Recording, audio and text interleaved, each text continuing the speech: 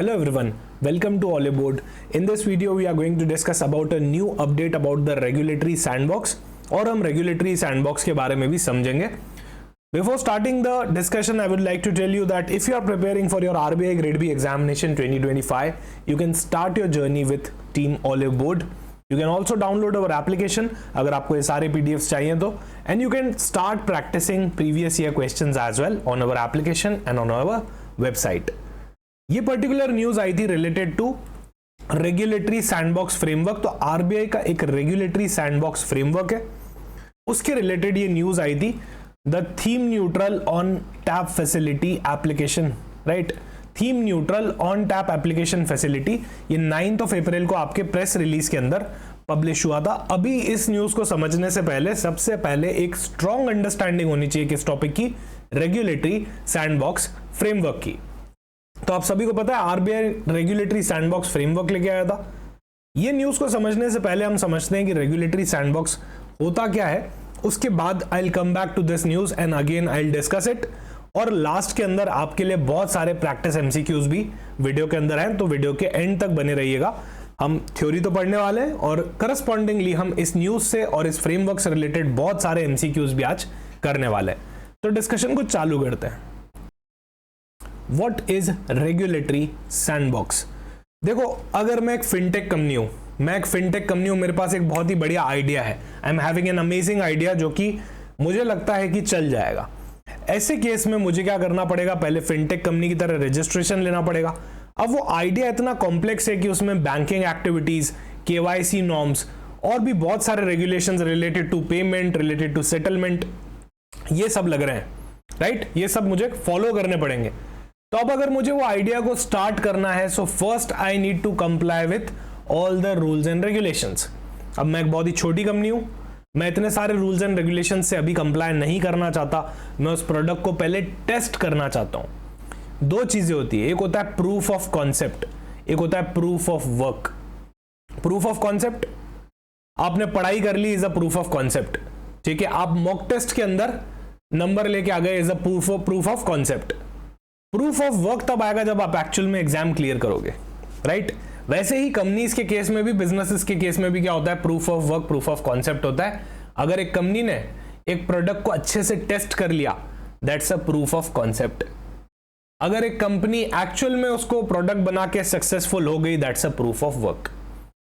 यार कॉन्सेप्ट का प्रूफ की कॉन्सेप्ट भी है कि नहीं, या फिर हवा में ही बातें हो रही है. और वर्क का प्रूफ की वर्क किया है कि नहीं किया है, राइट, एक्चुअल में वर्क करा भी है कि नहीं करा है.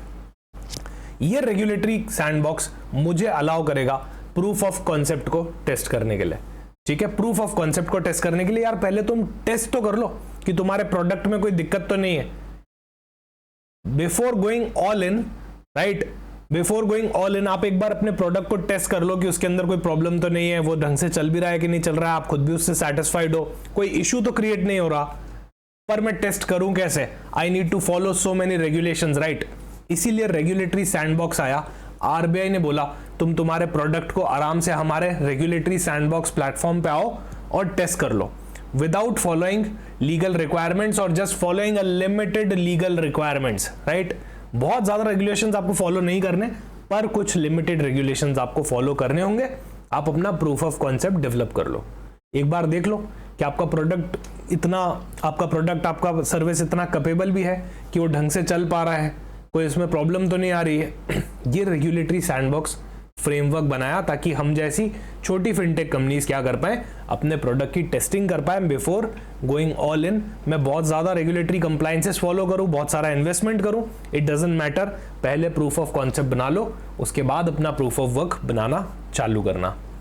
ठीक है, तो आरबीआई ने दिक्कत समझी बिकॉज दे नो कि रेगुलेशंस अगर कम कर दिए जाएं फॉर द टाइम बीइंग, तो फिनटेक कंपनीज क्या क्या कर सकती है.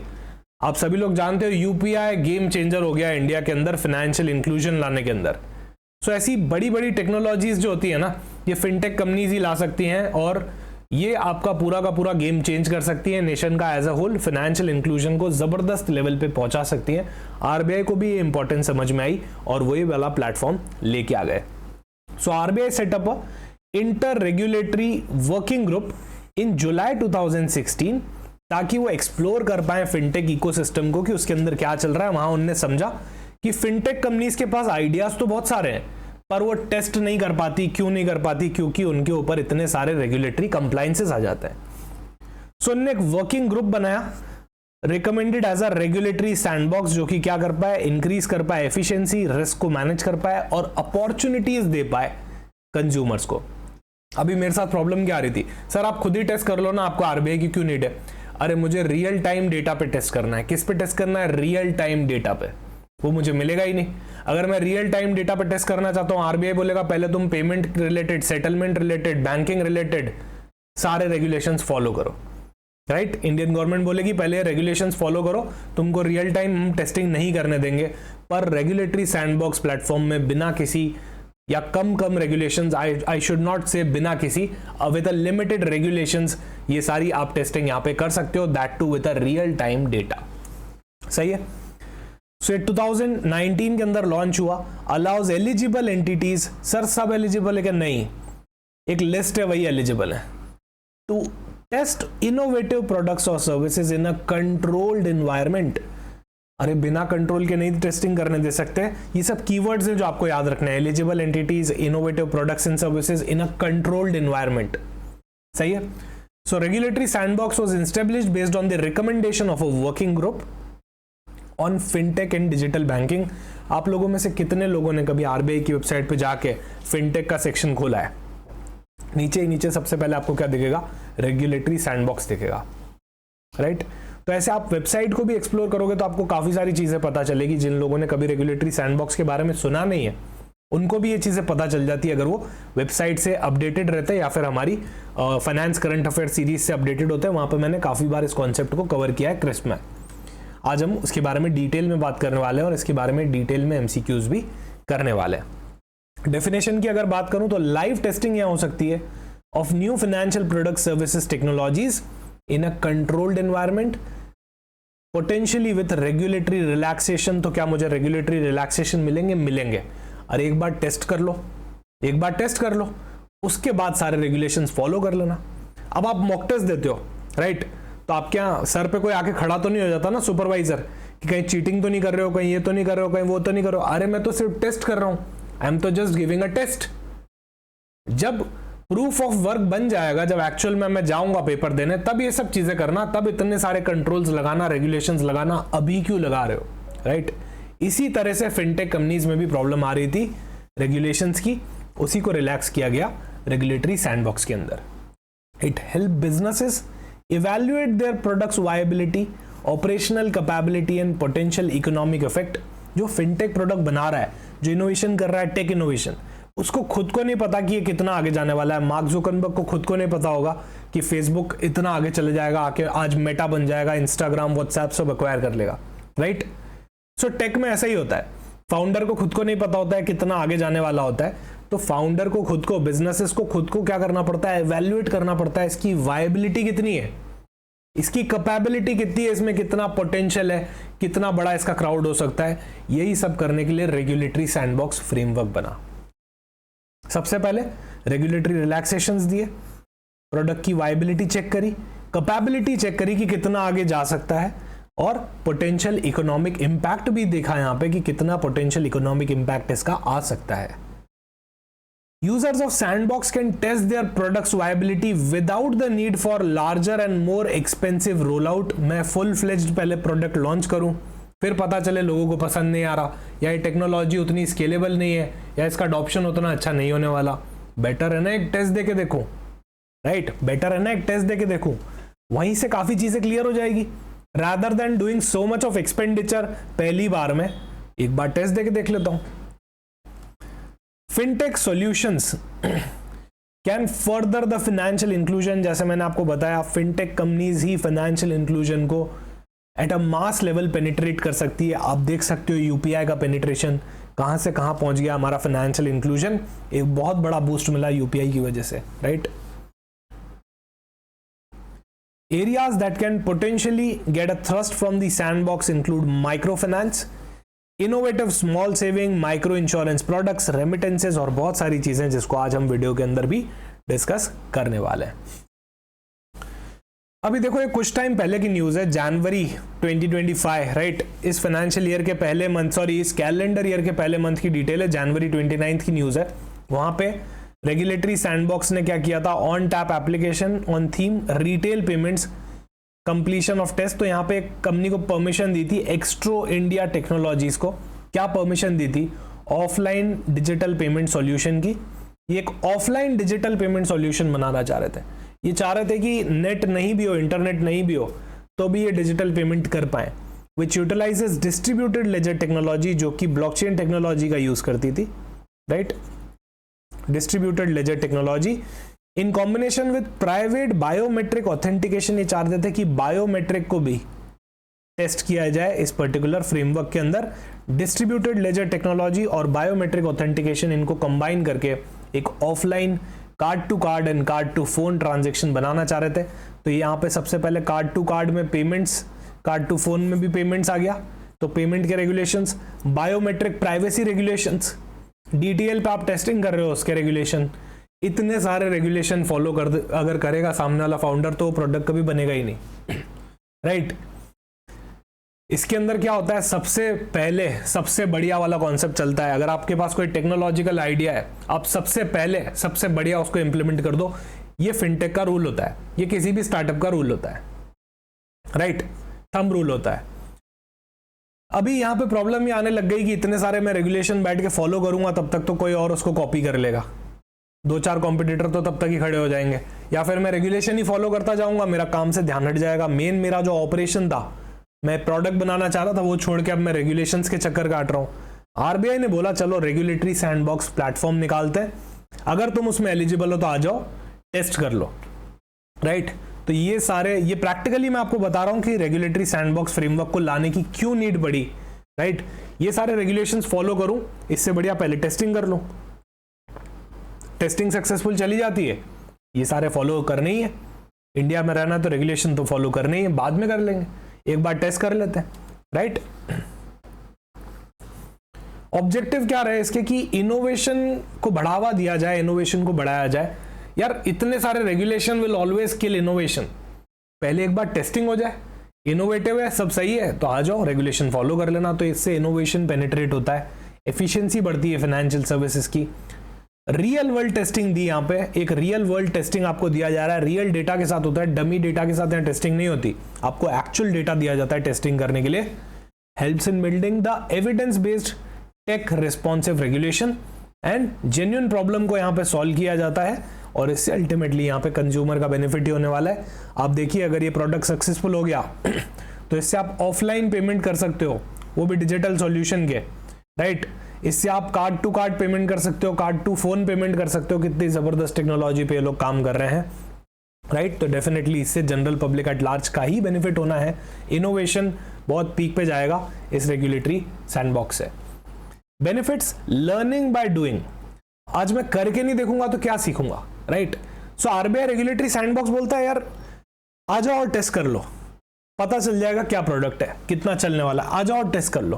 प्रूफ ऑफ कॉन्सेप्ट तुमको दे देता है। कॉस्ट इफेक्टिव टेस्टिंग, यार फुल फ्लेज्ड एक प्रोडक्ट लॉन्च करूं पूरा ऐप बना के और उसके बाद पता चला चल नहीं रहा है, तो ज्यादा बेटर है ना कॉस्ट इफेक्टिवली एक बार इसको टेस्ट कर लो, नहीं चला तो कोई बात नहीं। फाइनेंशियल इंक्लूजन बढ़ेगा, बात कर लिए। Evidence based regulation reduces reliance solely on consultation. अभी बैठ के एक एक कंसल्टेंसी के पास जाऊं कि मुझे ये रेगुलेशन का परमिशन चाहिए, मुझे वो रेगुलेशन का परमिशन चाहिए, इससे बेटर है मैं यहाँ पे पहले काम करूं, उसके बाद अगर कुछ सक्सेस मिलता है तो डेफिनेटली रेगुलेशंस को फॉलो करूं, और कंज्यूमर का बेनिफिट यहाँ पे होने वाला है ultimately. Low cost improved services उनको मिलने वाली है, इसीलिए आरबीआई ने इसमें बहुत इंटरेस्ट दिखाया है और ये बहुत ही बढ़िया प्लेटफॉर्म बनाया है। एलिजिबिलिटी क्राइटेरिया, अगर आप एक फिनटेक स्टार्टअप हो, फिनटेक कंपनी हो, फिनटेक क्या होता है, फाइनेंस और टेक्नोलॉजी, इन दोनों का इंटरसेक्शन क्या हो जाता है, फिनटेक हो जाता है। वैसे ही एडटेक होता है, एजुकेशन और टेक्नोलॉजी का कॉम्बिनेशन, राइट। बैंक्स हो गया, फिनटेक स्टार्टअप्स यहाँ पे एलिजिबल है, बैंक्स यहाँ एलिजिबल है। एनबीएफसीज, एलएलपी, एलएलपी क्या होता है, लिमिटेड लायबिलिटी पार्टनरशिप होता है, और पार्टनरशिप फर्म, इस तरह की एंटिटीज यहाँ पे एलिजिबल है। बेसिकली आप एक टेक का काम कर रहे होने चाहिए, फाइनेंशियल टेक्नोलॉजी रिलेटेड काम कर रहे होने चाहिए, जिससे इनोवेशन आए। अब ऐसा इनोवेशन क्या कर रहा होना चाहिए? तो एक रेगुलेटरी गैप को फुलफिल करे। जैसे हमारे यहाँ पे ब्लॉकचेन बेस्ड रेगुलेशंस काफी कम है इंडिया में, तो ये रेगुलेटरी गैप है, इसको फुलफिल कर लो। रिक्वायर्स टेम्पररी रेगुलेटरी रिलैक्सेशन, आपके प्रोडक्ट को, सर्विस को कुछ टाइम के लिए रेगुलेटरी रिलैक्सेशन चाहिए। या तो गैप है रेगुलेशंस में, पता ही नहीं है कौन सा रेगुलेशन फॉलो करना है, तो आ जाओ रेगुलेटरी सैंडबॉक्स के अंदर। या फिर आपको टेम्पररी, रेगुलेशन तो बने हुए हैं पर आपको उससे टेम्पररी रिलैक्सेशन चाहिए। बहुत सारे रेगुलेशन है, you don't want to take a risk. आप चाहते हो कि पहले आप अपना प्रोडक्ट टेस्ट कर लो और उसके बाद में देखा जाए। So you can get a regulatory relaxation, right, for temporary purpose, not for permanent purpose, do remember that. Enhance financial service delivery significantly, आपकी फाइनेंशियल सर्विस डिलीवरी जो है वो सिग्निफिकेंटली हो जाए, राइट। जैसे पहले क्या होता था, पहले किसी को पेमेंट करना होता तो कैसे कर पाते थे जब यूपीआई नहीं होता था? सोच के देखो, जैसे ही यूपीआई आया फाइनेंशियल सर्विस की डिलीवरी बढ़ गई, जैसे ही फिनटेक कंपनी ज्यादा आने लगी फाइनेंशियल सर्विस की डिलीवरी बढ़ने लग गई। पहले स्टॉक ब्रोकिंग में भी बहुत इश्यू होता था, फिर जीरोदा आया, अब स्टॉक्स आया, ग्रो आया, राइट, एंजल ब्रोन आया। इन लोगों ने, ये सब फिनटेक कंपनीज ही तो है बेसिकली आपकी घूम फिर के stock brokers, right. So financial services की डिलीवरी जो है वो बहुत जबरदस्त बढ़ जाती है अगर ये सारे इनोवेशन होते हैं। तो ये तीन एस्पेक्ट को टच कर रहा होना चाहिए आपका इनोवेशन। अब क्या होता है, जैसे मान लो रेगुलेटरी सैंडबॉक्स में मैं एंटर किया, कोई प्रोडक्ट या सर्विस लेके मैं रेगुलेटरी सैंडबॉक्स में एंटर किया, तो इसमें कभी ना कभी एग्जिट भी तो करूंगा। ऐसा थोड़ी है कि हमेशा ही इसके अंदर पड़ा रहूंगा, टेस्टिंग ही करता जाऊंगा 10 साल तक, नहीं, ऐसा नहीं चलेगा। लाइफ टाइम टेस्टिंग थोड़ी है, फॉर अ लिमिटेड ड्यूरेशन है। पहले 7 मंथ हुआ करता था, अब क्या हो चुका है, 9 मंथ्स हो चुका है। कितना हो चुका है, 9 मंथ्स हो चुका है। सो आरबीआई ने ये टारगेट टाइमलाइन भी रिवाइज कर लिया था, पहले 7 मंथ्स था, अब कितना हो चुका है, 9 मंथ्स हो चुका है। भाड़ में गया 7 मंथ्स, वो पुराना डेटा है, आपको 9 मंथ याद रखना है, ठीक है। डिजाइन एस्पेक्ट, या तो थीम हो या नॉन थीम हो, दो तरीके का डिजाइन बन सकता है। या तो कोई थीम हो या न्यूट्रल हो, नॉन थीम हो। सर थीम मतलब डिस्ट्रीब्यूटेड लेजर टेक्नोलॉजी पे बेस्ड है, पेमेंट्स पे बेस्ड है, या कोई पर्टिकुलर चीज पे बेस्ड है, राइट, एमएसएमई पे बेस्ड है, एमएसएमई के कोई टेक पे बेस्ड है। नॉन थीम मतलब इनमें से कुछ भी हो सकता है। सो यहाँ दो डिजाइन एस्पेक्ट है, दो तरीके से आरबीआई रेगुलेटरी सैंडबॉक्स को निकालता है, एक तो थीम बेस्ड और एक नॉन थीम बेस्ड, सही है। टाइम बाउंड मैनर में होता है, मतलब 9 महीने के अंदर अंदर आपको इसका डिसीजन लेना है, आपको इसकी टेस्टिंग कंप्लीट करनी है, 9 महीने के अंदर अंदर खत्म करना है। अब थीमेटिक हो सकता है कि आपने कोई पेमेंट बेस्ड सिस्टम निकाल दिया, कोई टेक्नोलॉजी निकाल दी, और न्यूट्रल भी हो सकता है कि ओपन टू ऑल है, आपने जो भी इनोवेशन किया आ जाओ रेगुलेटरी सैंडबॉक्स में अप्लाई कर लो। या फिर आरबीआई बोल सकता है सिर्फ पेमेंट रिलेटेड जिसने इनोवेशन किया है वही आ सकते हो, सही है। तो जो पेमेंट रिलेटेड आ गया वो वाला हो गया, वो थीमेटिक हो गया। जो कोई भी आ जाओ वो न्यूट्रल है, आरबीआई को कोई दिक्कत नहीं है कि आप आ रहे हो भले कुछ भी करके आ रहे हो, राइट। सर ऑन टैप क्या होता है, on tap application? On tap का मतलब कहां से आया, देखो समझो, टैप को ऑन किया, पानी आने लग गया, बंद किया, बंद हो गया। तो ऑन टैप एप्लीकेशन, जब आपकी इच्छा हो, continuous submission, right, allow us continuous submission even in close themes. Sir payment की थीम तो बंद हो गई, अरे doesn't matter, on tap application allowed है। पेमेंट वाली बंद भी हो गई तो भी आप ऑन टैप में आ जाओ, right. Same eligibility and process as normal cohorts. अब इसके अंदर क्या होता है, कोहोर्ट्स होती है। कोहोर्ट्स कुछ नहीं, आपके अलग अलग पार्ट्स हो गए कि मान लो आरबीआई ने बोला कि पेमेंट सिस्टम वाले आ जाओ, तो ये कोहोर्ट 1 हो गया। फिर उन्होंने बोला एमएसएमई वाले आ जाओ, कोहोर्ट 2 हो गया। ऐसे करके मल्टीपल बैचेस बना सकते हैं आरबीआई। और जो ऑन टैप एप्लीकेशन होती है वो कंटिन्यूअस सबमिशन होता है, उसमें ऐसा कोई टाइम लिमिट नहीं होता। जो थीम्स क्लोज हो गए, मान लो पेमेंट वाला 2 साल पहले ही क्लोज हो गया था, फिर भी आप उसको ऑन टैप में अप्लाई कर सकते हो।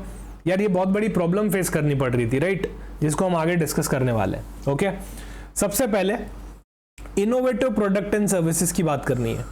अब ये सारी डिटेल्स मैंने आरबीआई से ही ली है, उनका एक डॉक्यूमेंट है related to regulatory sandbox framework, पूरा फ्रेमवर्क निकला हुआ है, वहीं से स्क्रीनशॉट लिए हुए हैं, राइट। इनोवेटिव प्रोडक्ट हो, रिटेल पेमेंट हो, राइट, मनी ट्रांसफर सर्विस हो, मार्केट प्लेस लेंडिंग हो, डिजिटल केवाईसी कर दो, यार बहुत प्रॉब्लम आती है फिजिकल केवाईसी में, डिजिटल कर दो उसको।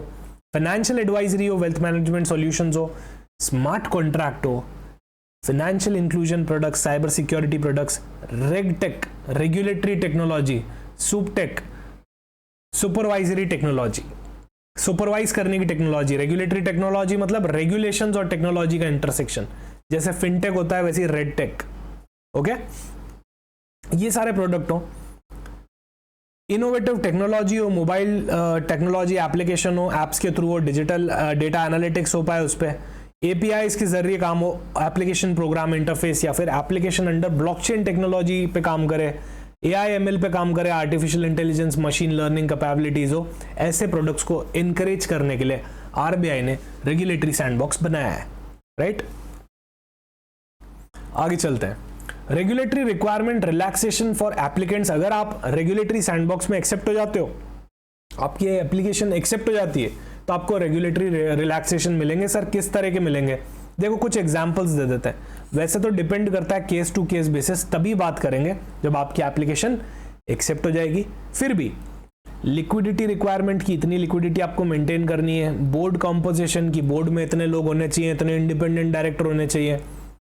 मैनेजमेंट एक्सपर्टीज, आपका मैनेजमेंट के पास 10 साल, अरे यार अभी कंपनी चालू करी है, हमारे पास कैपेबिलिटी है, एक्सपीरियंस नहीं है। आरबीआई ने कहा कोई बात नहीं, रेगुलेटरी सैंडबॉक्स में आ जाओ, टेस्टिंग कर लो, बाद में देख लेंगे मैनेजमेंट एक्सपीरियंस को, बाद में किसी अच्छे मैनेजर को लेके आ जाना, अभी एक बार टेस्टिंग कर लो। फाइनेंशियल साउंडनेस, सर हमारे पास ज्यादा पैसे नहीं, कोई बात नहीं, आ जाओ टेस्टिंग कर लो। ट्रैक रिकॉर्ड, सर हम तो नए नए, हमारे पास कोई ट्रैक रिकॉर्ड नहीं है, कोई बात नहीं, आ जाओ टेस्टिंग कर लो। स्टैट्यूटरी रिस्ट्रिक्शंस कोई लगे हुए हैं लॉ की तरफ से, राइट, कोई बात नहीं, एक बार आ जाओ टेस्टिंग कर लो। ये सारी रिक्वायरमेंट्स वेव हो सकती है, इनसे आपको रिलैक्सेशन मिल सकता है। सर हमारी लिक्विडिटी पोजीशन इतनी अच्छी नहीं, आ रही यार, अभी कौन से क्रेडिटर है तुम्हारे, क्या चुकाना है, अभी आ जाओ टेस्टिंग कर लो। Right, basically when you start doing the things, आगे से आगे चीजें सॉर्ट हो जाती है और बड़ी चीजें ऐसे ही बनती है प्रैक्टिस करने से, टेस्टिंग करने से। इसीलिए ये सारी चीजों से आरबीआई क्या करेगा, रेगुलेटरी रिलैक्सेशन दे देगा अगर कोई कंपनी रेगुलेटरी सैंडबॉक्स फ्रेमवर्क के अंदर आ जाती है तो। सही है सर, क्या सारे रेगुलेशंस? नहीं, सारे रेगुलेशन से रिलैक्सेशन नहीं मिलेगा। कुछ रेगुलेशंस बहुत क्रूशियल होते हैं एक नेशन के लिए, उनसे आपको रिलैक्सेशन नहीं मिलने वाला। कौन से हैं वो रेगुलेशंस? यहां पे मेंशन्ड है। Customer privacy and data protection, लोगों के डेटा के साथ मत खेलना। राइट, कस्टमर की प्राइवेसी के साथ नहीं खेलना। डेटा पर तुमको रियल टाइम डेटा दे रहे हैं, इसका मतलब ये नहीं कि तुम खेलने लग जाओगे लोगों की प्राइवेसी के साथ में, या डेटा प्रोटेक्शन के लॉस को बाईपास कर जाओगे, ये सब नहीं होना चाहिए। Secure storage and access to payment data of stakeholder, यार तुमको रियल टाइम डेटा दिया जा रहा है, जो पेमेंट डेटा है किसी का पेमेंट डेटा, अगर तुम उस पर टेस्टिंग कर रहे हो, उसके लॉज और रेगुलेशंस तुमको कंप्लाई करने पड़ेंगे, वो रेगुलेशंस तुमको कंप्लाई करने पड़ेंगे। Security of transaction, transaction secured रहना चाहिए। Know your customer, anti money laundering और CFT जैसी रिक्वायरमेंट्स, ये तुमको फुलफिल करनी पड़ेगी। ऐसा नहीं तुम बिना KYC के टेस्टिंग कर रहे हो, नहीं चलेगा। KYC बहुत जरूरी है एंटी मनी लॉन्ड्रिंग को रोकने के लिए। स्टैट्यूटरी रिस्ट्रिक्शंस, जो रिस्ट्रिक्शन ऑलरेडी एक कंट्री लगाती है, राइट, वो तो तुम्हारे ऊपर भी लगेंगे, ऐसा नहीं है कि वो हट जाएंगे। नो डाउट तुमको हम एक अपर हैंड देंगे ये सारी चीजों में, राइट। लिक्विडिटी रिक्वायरमेंट तुम्हारी वेव कर दी है, बोर्ड कॉम्पोजिशन तुम्हारा मैनेज कर लिया, पर ऐसा भी नहीं कि तुमको होल एंड सोल अथॉरिटी दे दी जाएगी कि तुम एक कंट्री के rules and regulation he bypass कर दो। नहीं तो क्या करेंगे लोग, जिनको रूल्स बाईपास करने होंगे, जिनको प्राइवेसी चाहिए, जिनको प्राइवेसी इंपैक्ट करनी होगी, डेटा प्रोटेक्शन के लॉज ब्रीच करने होंगे, वो क्या करेंगे, रेगुलेटरी सैंडबॉक्स फ्रेमवर्क में आ जाएंगे। ये सब चीजें नहीं चलेगी। Number of fintech entities to be part of cohort, sir cohort का पार्ट कौन बनेगा, क्या सब बन जाएंगे? नहीं, एक फ्रेमवर्क बनाया under fit and proper criteria selection of participants in the regulatory sandbox. जो कंपनी फिट है, राइट, जो entity fit and proper criteria के अंदर आती है वही इसका पार्ट बनने वाली है, बाकी नहीं बनने वाली। तो sir fit and proper criteria भी हमको पढ़ना है, यस पढ़ना है। बहुत बड़ा क्राइटेरिया आप लोगों के लिए समराइज किया है, जो जो की पॉइंट्स है सिर्फ आपको वही ध्यान रखना है, बाकी नहीं ध्यान रखना, ठीक है। Organisational must be Indian entity, sir मैं तो यूएस का हूं, मैं आके टेस्टिंग कर लूं, अरे भाई हम हमारे इंडिया के लिए काम कर रहे हैं, हम चाह रहे हैं हमारी कोई एक इंडिया की कंपनी, टेक्नोलॉजी कंपनी बने जो कुछ बेनिफिट कर पाए, फाइनेंशियल इंक्लूजन कर पाए देश का। तुम बोल रहे हो तुम यूएस यूके से आ रहे हो, तुम नहीं चलोगे, सिर्फ इंडियन एंटिटी होनी चाहिए। क्या होनी चाहिए? सिर्फ इंडियन एंटिटी होनी चाहिए with a minimum 10 lakh net worth. यार 10 लाख रुपए तो नेटवर्क ले आओ कम से कम, नेटवर्थ, राइट। 10 लाख की तो कैपिटल ले आओ, उससे भी छोटी कंपनी हो तो नहीं चलेगा, 10 लाख की कैपिटल तो मिनिमम चाहिए ही, right. Promoter director must be creditworthy. कोई बात नहीं, तुम्हारे पास ज्यादा रिसोर्सेज नहीं है, पर तुम लोग क्या होने चाहिए? क्रेडिट वर्दी होने चाहिए विद सैटिस्फैक्टरी कंडक्ट। ऐसा नहीं कि पास तुम्हारा बड़ा ही खराब है, क्रेडिट वर्दी तुम होने चाहिए। ये होने कि तुम जमाने भर से डिफॉल्ट करके इधर आके टेस्टिंग कर रहे हो नए प्रोडक्ट की, वो नहीं चलेगा। Product readiness, tech must be ready for deployment. आपका टेक रेडी होना चाहिए, आपका आइडिया और उसका एग्जीक्यूशन कैसे करोगे ये चीजें रेडी होनी चाहिए, तभी तो आपको आके टेस्टिंग करनी दी जाएगी। नहीं तो क्या यहाँ पे आगे सोचोगे कि क्या करना है, एक बार रेगुलेटरी सैंडबॉक्स में आके बैठ के सोचोगे कि अब मुझे क्या करना है? नहीं, वो सब नहीं चलेगा। सब कुछ ऑलरेडी रेडी फॉर डिप्लॉयमेंट होना चाहिए। Should fill a market gap और face a regulatory barrier. RBI पूछ रहा तुमको कोई दिक्कत है? नहीं, कोई दिक्कत नहीं है, हम तो रेगुलेशंस फॉलो कर सकते हैं। तो फिर तुम आई क्यों रहे हो रेगुलेटरी सैंडबॉक्स में? या तो कोई मार्केट गैप हो कि मार्केट में एक बहुत बड़ा गैप दिख गया, जैसे ऑफलाइन पेमेंट्स नहीं हो रहे हैं, card to card, card to mobile, कितनी बढ़िया टेक्नोलॉजी है जो एक्स्ट्रा टेक्नोलॉजीज उस पर टेस्ट कर रही है रेगुलेटरी सैंडबॉक्स पे, राइट। इससे तो रूरल एरियाज के अंदर भी ये टेक्नोलॉजी यूज हो सकती है, क्योंकि ये ऑफलाइन पेमेंट है, जहां इंटरनेट नहीं आ रहा वहां भी यूज हो सकती है। तो ये मार्केट गैप है। या फिर किसी कंपनी को कोई रेगुलेटरी बैरियर फेस करना पड़ रहा है, ऐसे केस में आप क्या कर सकते हो? टेस्टिंग कर सकते हो। हर किसी को अलाउ नहीं किया जाएगा, एक सिलेक्शन मेथोडोलॉजी होती है यहाँ पे भी।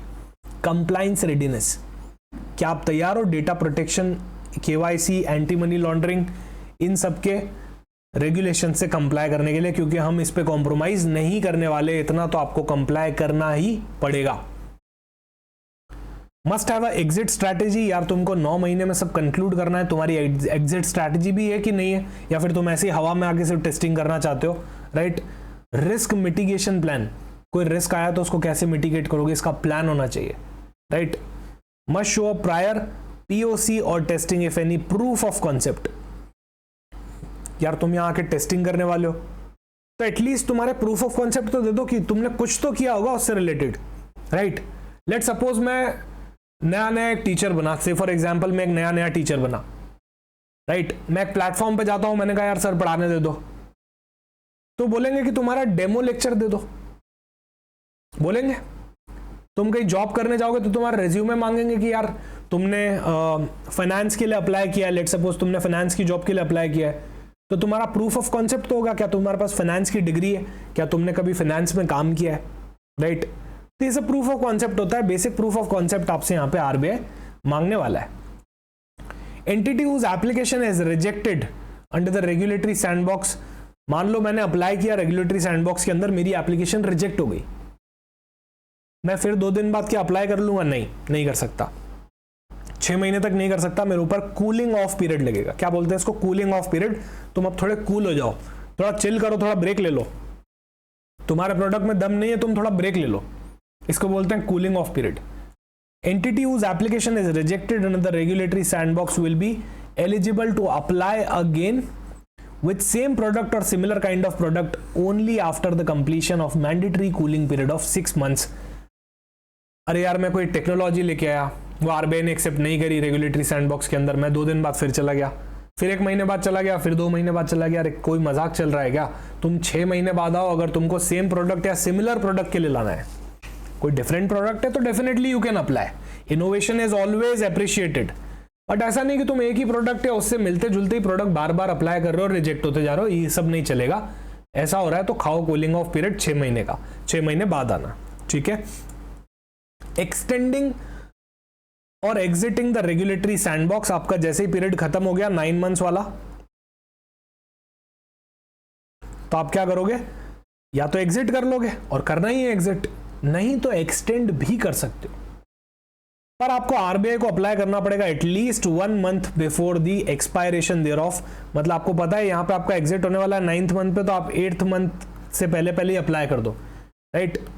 जब आपका 9th मंथ चालू नहीं है उससे पहले अप्लाई कर दो, मतलब 1 महीने पहले आप बता दो आरबीआई को कि आपको एक्सटेंशन चाहिए, तो नीड बेसिस पे आरबीआई चेक करेगा और हो सकता है आपको एग्जेम्पशन दे, एक्सटेंड कर दे, राइट।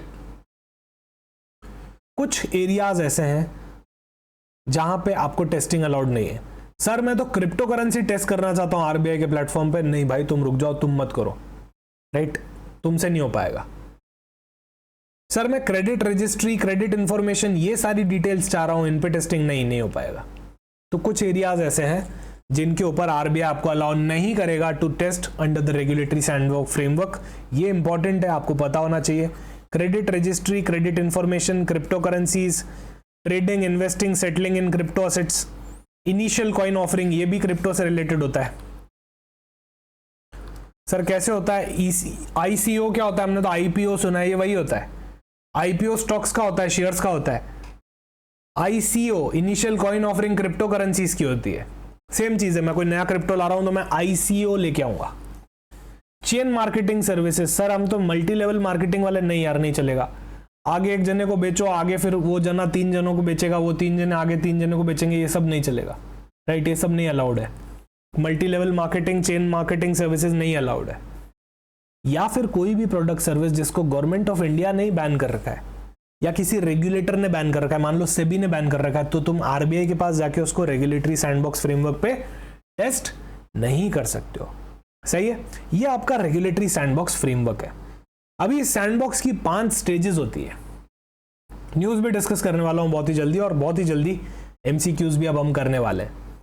5 स्टेजेस होती है, ऐसा नहीं कि आओ और जाओ, 5 स्टेजेस से गुजरना पड़ता है। सबसे पहली प्रिलिमिनरी स्क्रीनिंग। मैं रेगुलेटरी सैंडबॉक्स फ्रेमवर्क के अंदर घुसना चाहता हूं, एक लेयर लगा दी, ये लेयर फर्स्ट है, प्रिलिमिनरी स्क्रीनिंग। क्या तुम कैपेबल भी हो अंदर घुसने के? तुम्हारी एलिजिबिलिटी बताओ, क्या तुम फिनटेक कंपनी हो, क्या तुम्हारा 10 लाख वाला हो चुका है, सब डॉक्यूमेंट चेक करवाओ अपने, राइट। 1 महीने का ड्यूरेशन होता है इसका। कितना ड्यूरेशन होता है? 1 महीना इसी में चले जाता है। सर क्या है 9 महीने में इंक्लूडेड है क्या? अरे तुम अभी रेगुलेटरी सैंडबॉक्स फ्रेमवर्क के अंदर आए ही कहां हो? पहले आओ तो सही, पहले एक्सेप्ट तो हो जाओ, फिर उसके बाद बात करेंगे। ये तो वही बात हो गई कि फेज 1 क्लियर किया नहीं और स्टूडेंट पूछ रहा है कि सर मैं इंटरव्यू के लिए एलिजिबल हूं क्या? अरे भाई पहले फेज 1 क्लियर करो। फेज 1 क्या है? प्रिलिमिनरी है, प्रिलिमिनरी है, राइट। वैसे ही यहां पे भी एक है, यहां पे भी एक फेज 1 है। लाइफ की हर स्टेज पे एक फेज 1 होता है जो पहले क्लियर करना पड़ता है, राइट। तो पहले प्रिलिमिनरी स्क्रीनिंग होगी, उसके बाद आप रेगुलेटरी सैंडबॉक्स में आओगे, तब से आपको 9 महीने मिलेंगे। मतलब ये 1 महीना इज आउटसाइड द कोहोर्ट। अरे तुम्हारी कोहोर्ट चालू ही कहां हुई है जो तुम गिन रहे हो? अभी गिनना बंद कर दो, राइट। यहां तो तुम देख रहे हैं कि तुम कैपेबल भी हो कि नहीं हो आने के लिए रेगुलेटरी सैंडबॉक्स फ्रेमवर्क के अंदर। एक बार तुम कैपेबल हो, पता चल गया, तो आ जाओ रेगुलेटरी सैंडबॉक्स फ्रेमवर्क के अंदर। दूसरा स्टेप आपका आएगा एप्लीकेशन असेसमेंट। ये आपका सेकंड स्टेप है, एप्लीकेशन असेसमेंट। चेक करेंगे कि तुम्हारा टेक, इनोवेशन, रेगुलेशन रिव्यू सब करेंगे। 1.5 महीना इसमें लग जाएगा। क्या हो जाएगा? 1.5 महीना इसमें लग जाएगा। ये भी हो गया। आ जाओ अगले स्टेप के अंदर, टेस्ट, डिजाइन एंड इंटीग्रेशन। यहां पे तुम्हारा डिजाइन टेस्ट होगा। डिफाइन केपीआई डिफाइन करो, की परफॉर्मेंस इंडिकेटर, और अपने आप को प्रिपेयर करो टेस्ट के लिए। 1.5 महीना इसमें भी ले लो। 1.5 3 हो गया, राइट। फिर तुम्हारी टेस्टिंग चालू होगी। क्या करो? टेस्टिंग करो। Field test under the monitoring, आप मॉनिटर करते जाओ और अपनी टेस्टिंग करो। ये आपका 4th स्टेप हो गया, राइट। इसमें आप 5 महीने लगा सकते हो, मैक्सिमम 5 महीने लगा सकते हो। यहाँ ऑब्वियसली टेस्टिंग में तो मेन टाइम लगेगा। मेन टाइम कहाँ पे लगेगा? टेस्टिंग में तो लगेगा। तो अच्छे से टेस्ट कर लो, ठीक है। क्या करो? अच्छे से टेस्ट कर लो। इवैल्यूएशन फेज, एनालाइज करो आउटकम की, जो तुमने टेस्ट किया है उसका क्या आउटकम निकला है और उसमें कितना रिस्क है। इसमें 1 महीना लगा लो। ये तुम्हारी होती है 5th स्टेप। ये आखिरी 1 महीना हो गया। तो 5 महीने, 3 महीने, 8 महीने हो गए, प्लस 1 महीना, ये टोटल 9 महीने हो गए। ये वाला टाइम तुम्हारा इंक्लूडेड नहीं होता, प्रिलिमिनरी वाला टाइम तुम्हारा इंक्लूडेड नहीं होता, क्योंकि तुम तब कोर्ट में आए ही नहीं थे, तुमको एंट्री नहीं मिली थी। वो तो प्रिलिमिनरी था। जैसे प्रिलिम के मार्क्स जुड़ते नहीं है एग्जाम्स में, वैसे ही यहाँ पे भी इसका ड्यूरेशन जुड़ता नहीं है, ठीक है। यही आरबीआई का रेगुलेटरी सैंडबॉक्स फ्रेमवर्क है। इट्स अ 5 स्टेज प्रोसेस जिसके थ्रू आपको गुजरना पड़ता है। Statutory and legal aspect, sandbox entities bear full liability for consumer risk. आपने कंज्यूमर के डेटा के साथ खेला तो बाद में आपकी लायबिलिटी है। Must comply with the digital personal data, अरे तुमको पहले ही बोल दिया था डिजिटल पर्सनल डेटा प्रोटेक्शन पे ध्यान रखना, बाईपास मत कर देना रेगुलेशन को। क्या आप इसलिए आ रहे हो कि आप रेगुलेशन बाईपास करना चाहते हो? नहीं, ऐसा कोई केस हुआ तो आप अलाउड नहीं हो, right. Must be board customer post testing, तो यहाँ पे बोर्ड कस्टमर पोस्ट टेस्टिंग भी होनी चाहिए। बेसिकली आपके स्टैट्यूटरी लीगल और रिक्वायरमेंट्स है जो हर कंपनी को यहाँ पे फॉलो करनी ही है। Consumer protection must disclose risk and obtain informed consent from test user, आप उनसे कन्फर्म सारा कंसेंट ले लो, इन्फॉर्म्ड कंसेंट ले लो, राइट। बाद में जब टेस्टिंग हो जाए तो रिवोक हो जाएगा, कंसेंट खत्म हो गई बात। Must have a liability indemnity insurance, अगर आपकी किसी भी कंडक्ट की वजह से कोई भी लायबिलिटी आई या किसी को नुकसान हुआ तो आप इंडेमनीफाई करोगे, उस इंश्योरेंस कॉन्ट्रैक्ट में एंटर कर लो, आप उसको इंडेमनीफाई करोगे। इंडेमनीफाई मतलब to make good the loss caused due to your act जो अदर्स को हुआ, राइट। मतलब मेरी वजह से अगर किसी को लॉस हुआ तो मैं उसको इंडेमनीफाई करूंगा, मैं उसकी भरपाई करूंगा। For a duration of 3+ months post exit, जब आप जा रहे हो टेस्ट करके वहां से 3 महीने का इंडेमनिटी इंश्योरेंस कर लो, कोई भी नुकसान हुआ तो आपकी रिस्पॉन्सिबिलिटी है, ठीक है। अब इसके अंदर क्या होता है ना, थीम होती है, समझना प्रॉब्लम क्या आती थी। अब आपको समझ में आ जाएगा कि वो प्रेस रिलीज क्या था, नोटिफिकेशन क्या था। अब आप उतने मैच्योर हो चुके हो और इतना मैच्योर हो चुके हो कि एग्जाम में रेगुलेटरी सैंडबॉक्स फ्रेमवर्क को आराम से डील कर लोगे, both descriptive as well as objective, ठीक है। आरबीआई ने क्या किया, थीम निकाली। पहली थीम रिटेल पेमेंट, ऐसी टेक्नोलॉजी लाओ जिससे रिटेल पेमेंट में कुछ नया रिवॉल्यूशन हो जाए, उसकी टेस्टिंग करो। फिर निकाली क्रॉस बॉर्डर पेमेंट, तब तक रिटेल खत्म हो गई। फिर निकाली एमएसएमई लेंडिंग। 3 कोहोर्ट होने के बाद मुझे आइडिया आया कि मेरे पास एक ऐसा आइडिया है जो रिटेल पेमेंट को इंपैक्ट कर देगा। मैं गया आरबीआई के पास, आरबीआई ने बोला विंडो बंद हो चुकी है, फर्स्ट कोहोर्ट की विंडो क्लोज हो चुकी है रिटेल पेमेंट वाली, अब उसका कुछ नहीं हो सकता, एक काम करो एमएसएमई के लिए कुछ निकाल दो। अरे मैंने कहा मुझे आता ही रिटेल पेमेंट ही है, मैं तो उसी में कुछ करना चाहता हूँ। आरबीआई ने कहा अभी कुछ नहीं हो सकता है। क्या हो सकता है? अभी कुछ नहीं हो सकता, और दैट्स अ प्रॉब्लम, राइट। इस प्रॉब्लम को रिजॉल्व करने के लिए आरबीआई ने बोला कि ऑन टैप निकाल दो, ऑन टैप निकाल दो। सर ऑन टैप मतलब अरे टैप खोला चालू हो गया, वाटर नहीं चाहिए, बंद कर दो टैप को। वैसे ही अगर आपको लगता है आप रिटेल पेमेंट में कुछ धमाका कर सकते हो तो आ जाओ ऑन टैप, रिटेल पेमेंट में आपको एंट्री दे देते हैं। क्या कर देते हैं? रिटेल पेमेंट में आपको एंट्री दे देते हैं। सर वो कोहोर्ट तो हो गई थी, अरे कोई बात नहीं ना, ऑन टैप है, आ जाओ, ऑन टैप निकली हुई आ जाओ। यही होता है आपका ऑन टैप, ठीक है। सो यहाँ पे काफी सारा फीडबैक लिया है मैंने, डेटा फिनटेक वाली प्लेटफॉर्म से ही लिया हुआ है, आरबीआई की फिनटेक वाली जो वेबसाइट है वहीं से ये वाला कॉपी मारा हुआ है मैंने, राइट। आपको सेम डेटा वहां पे भी मिलेगा। On tap facility is expected to help in continuous innovation, keyword continuous innovation. Retail payment बंद हो गया तो क्या हो गया यार, मेरे पास उसी का ही आइडिया है, मैं उसको इनोवेट कर सकता हूं, so I can participate in the on tap वाला cohort. And engagement with innovators and proactively respond to their dynamic and rapidly evolving fintech scenarios, right? तो आरबीआई इसको क्या लेके आ गया, ऑन टैप फैसिलिटी लेके आ गया। अब मैंने आपको बताया था कि यहाँ पे 2 थीम्स होती है, एक तो थीमेटिक होती है, थीम वाली, राइट, और एक होती है कोई भी थीम नहीं होने वाली, न्यूट्रल थीम होने वाली। अगर कोई पर्टिकुलर थीम है तो फिर उसमें उसी का काम होगा, जैसे रिटेल पेमेंट वाली थीम है तो इसमें सिर्फ रिटेल पेमेंट से रिलेटेड ही लोग आएंगे, वही टेस्टिंग होगी। अच्छा अगर मेरी थीम न्यूट्रल हो जाए तो फिर कोई दिक्कत नहीं है, मैं उसमें बहुत सारी चीजें टेस्ट कर सकता हूं, उसमें कोई लिमिटेशन नहीं है कि सिर्फ रिटेल पेमेंट वाले ही आएंगे, उसमें कोई भी आ सकते हो, राइट, कोई भी आ सकते हो। सो आप देख सकते हो आरबीआई ने अभी तक कितनी सारी कोहोर्ट्स करवाई है रेगुलेटरी सैंडबॉक्स फ्रेमवर्क के अंदर। कुछ की तो testing is on also, right, कुछ की तो टेस्टिंग भी चल रही है। यहाँ पे शॉर्ट लिस्टेड, सक्सेसफुल कितनी एग्जिट हो चुकी है, उन सब का डेटा गिवन है। ये डेटा आपको बिल्कुल भी याद करने की नीड नहीं है, ठीक है, ये डेटा आप नहीं याद करोगे।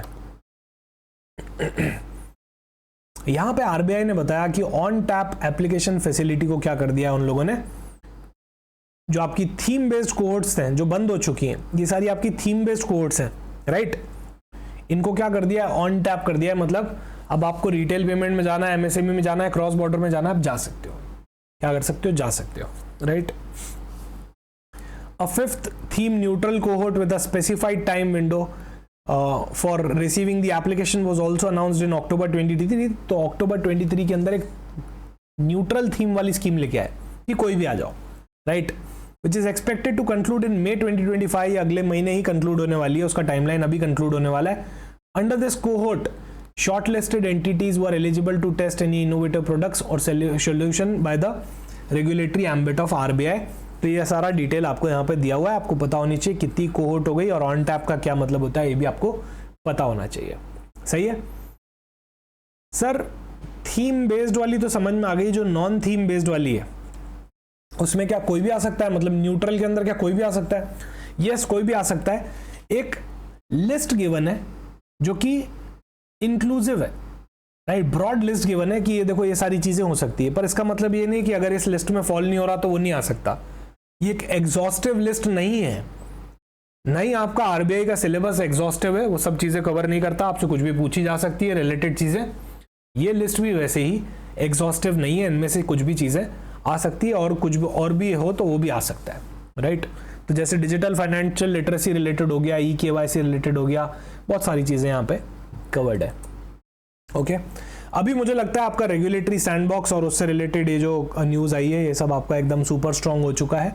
अब इससे रिलेटेड हम कुछ MCQ यहाँ पे कर लेते हैं जो आपके एग्जाम के लिए भी इंपॉर्टेंट हो सकते हैं और इससे आपको एक MCQ बेस्ड रिविजन भी मिलेगा, राइट। सिर्फ पढ़ना ही इंपॉर्टेंट नहीं होता, सिर्फ लेक्चर देखना ही इंपॉर्टेंट नहीं है, MCQ प्रैक्टिस करना बहुत इंपॉर्टेंट है। तो जो भी टॉपिक होता है हम उससे रिलेटेड बहुत सारे MCQs हमेशा सॉल्व करते हैं, राइट। चलो फटाफट से चालू करते हैं। कमेंट सेक्शन में मुझे एक एक करके जरूर बताना कि आप लोगों के हिसाब से क्या आंसर है। Which of the following was a key reason behind the RBI introducing the regulatory sandbox framework? इनमें से क्या की रीजन था, मेन रीजन था कि RBI रेगुलेटरी सैंडबॉक्स फ्रेमवर्क को लेके आया?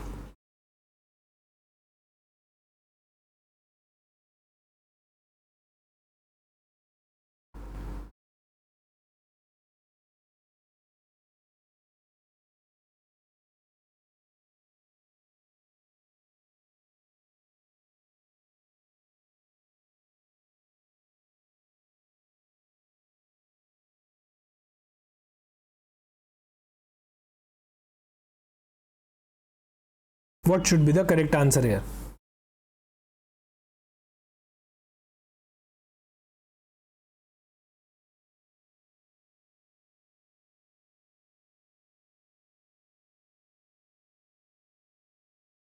The correct answer here is, guys, option B, to enhance control testing of financial innovation for improving the regulatory data driven decision making. Which of the following best describe the concept of regulatory sandbox? इनमें से सबसे बढ़िया regulatory sandbox का concept क्या define कर सकता है? Please read the options, do let me know in the comment section. इसका करेक्ट आंसर क्या होना चाहिए आप लोगों के हिसाब से? What should be the correct answer here? Option A is permanent exemption from regulations, option B is live testing of new financial products in controlled environment, launching digital products in international financial market, platform for digital only banks, या फिर all of the following. देख के ही समझ में आ रहा है यार, option B correct answer है, live testing of new financial products in controlled financial markets in the controlled environment, right. What is not one of the primary objective of regulatory sandbox? इनमें से क्या एक प्राइमरी ऑब्जेक्टिव नहीं है regulatory sandbox का?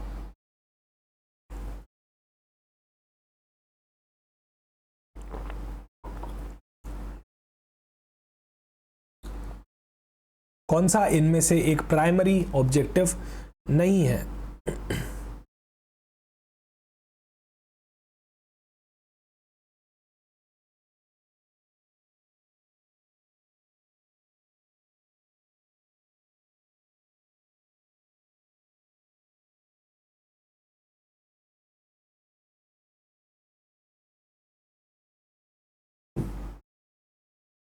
यहाँ पे option D is correct, providing a full scale deployment. यहाँ पर रेगुलेटरी सैंडबॉक्स का बिल्कुल भी ये फीचर नहीं होता, ऑब्जेक्टिव नहीं होता कि उनको एक फुल स्केल डिप्लॉयमेंट करवाएंगे।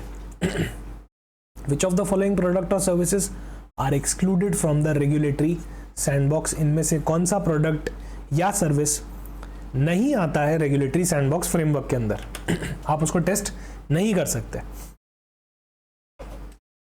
बहुत सारी चीज़ें थी जिनको हम टेस्ट नहीं कर सकते, सबको तो टेस्ट नहीं किया जा सकता। कुछ रिस्ट्रिक्टेड एरियाज भी थे जो आप रेगुलेटरी सैंडबॉक्स पे टेस्ट नहीं करोगे, तो इनमें से वो कौन सा एक आइटम है जिसको आप टेस्ट नहीं कर सकते।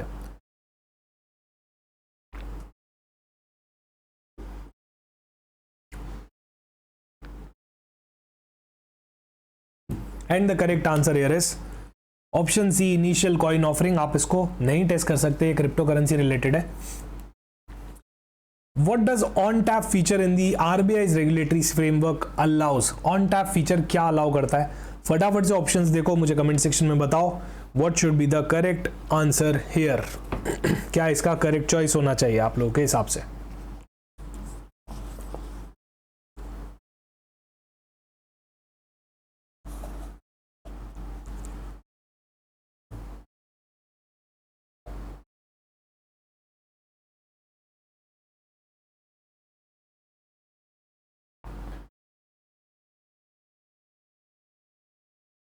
The correct answer here is option B, continuous submission of application। यही on tap का मतलब होता है।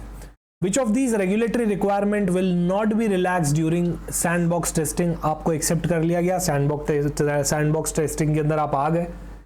कौन सी रेगुलेटरी रिक्वायरमेंट नहीं हटाई जाएगी, उसका रिलैक्सेशन आपको नहीं मिलेगा, इनमें से कौन सी है?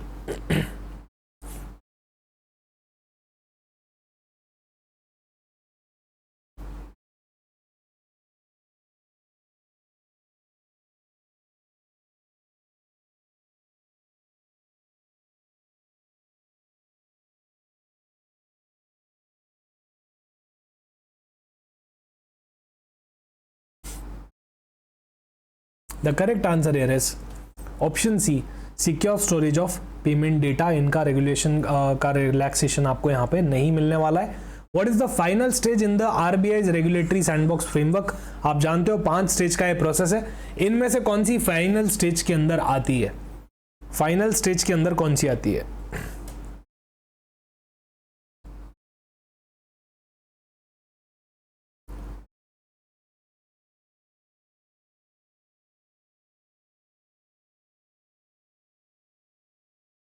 फाइनल स्टेज के अंदर कौन सी आती है इसमें से?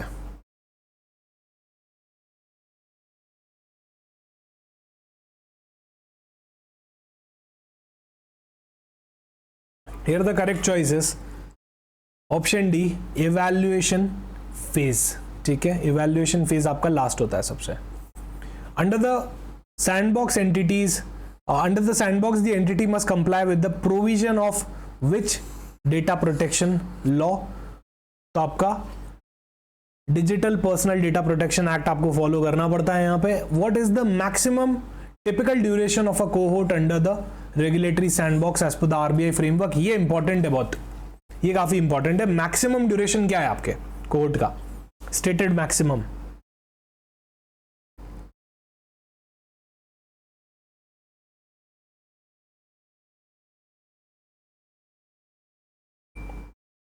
स्टेटेड मैक्सिमम ड्यूरेशन क्या है, ये सबको आना चाहिए।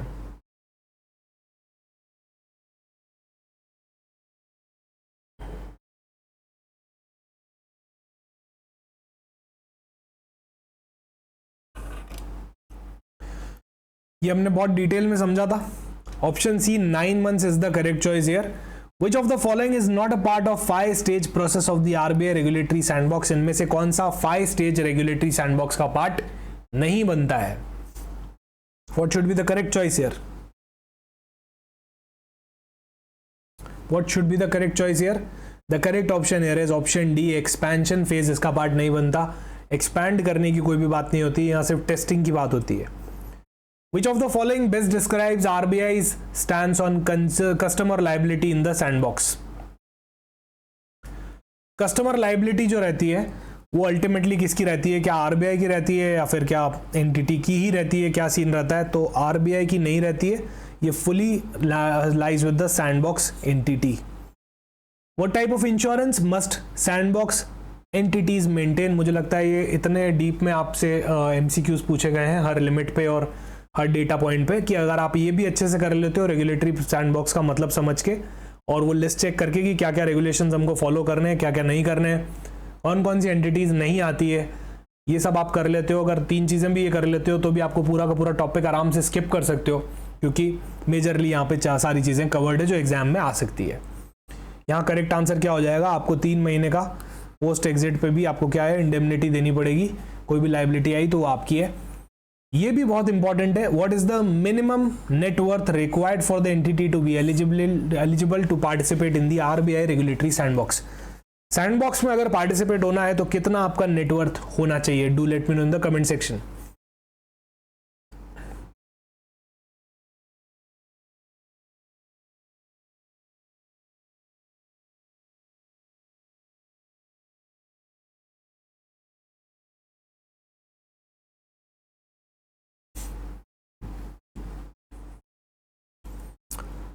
Option D is correct, 10 lakh है ना। If an entity's application is rejected, अगर आपकी एप्लीकेशन रिजेक्ट हो गई रेगुलेटरी सैंडबॉक्स में तो आप वापस कितने टाइम में री अप्लाई कर सकते हो, कहने का मतलब कितना आपके ऊपर कूलिंग ऑफ पीरियड लगेगा, वही पूछा जा रहा है, कितना कूलिंग ऑफ पीरियड लगता है, ये भी हमने पढ़ा था। Please let me know in the comment section क्या उसका कूलिंग पीरियड होता है।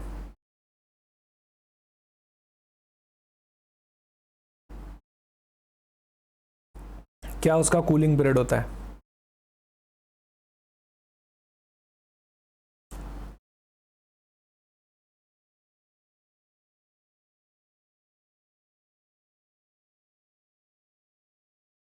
The cooling period is of 6 months, right? Option C is correct here. An entity is permitted to test its financial product or service in the RBI regulatory sandbox on all of the following except which of the following। आप सब पे test कर सकते हो, पर एक चीज पे यहाँ पे टेस्ट नहीं कर सकते, वो कौन सी है।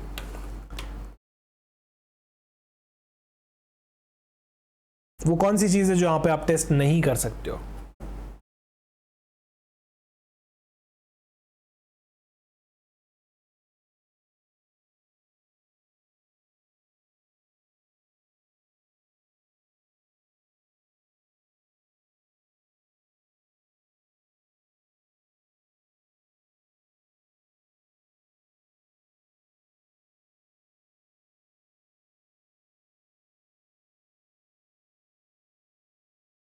यहां पे करेक्ट आंसर है option E, both A and C. तो क्रेडिट रजिस्ट्री और क्रेडिट इंफॉर्मेशन दोनों पे ही आप टेस्टिंग नहीं कर सकते हो।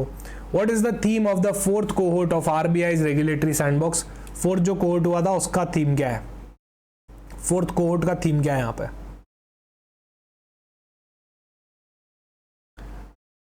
तो ये वाला जो क्वेश्चन है आप लोग मुझे कमेंट सेक्शन में बताना, इसका आंसर मैं नहीं बता रहा हूं, आप लोग मुझे बताओगे कमेंट सेक्शन में और बाद में मैं इसका आंसर पोस्ट कर दूंगा, right. So thank you so much. यहाँ पे हमारा एक्सक्लूसिव कवरेज हो चुका है आरबीआई का रेगुलेटरी सैंडबॉक्स के बारे में, उसकी न्यूज़ भी हमने पढ़ ली और उससे related end to end discussion भी हमने कर लिया with MCQs. So thank you so much for watching. मिलते हैं किसी और वीडियो के अंदर, तब तक आप लर्न करते रहिए और नए कॉन्सेप्ट्स पढ़ते रहिए। Thank you so much, bye bye, have a great day.